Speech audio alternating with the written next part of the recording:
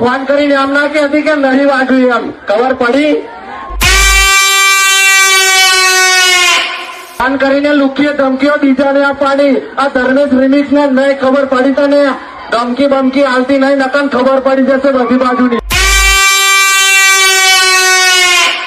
Open challenge શોખ હતો ને આપવાનો, હવા નીકળી ગઈ ને. સામે બાપ આવ્યો ત્યારે હવા નીકળી ગઈ ને.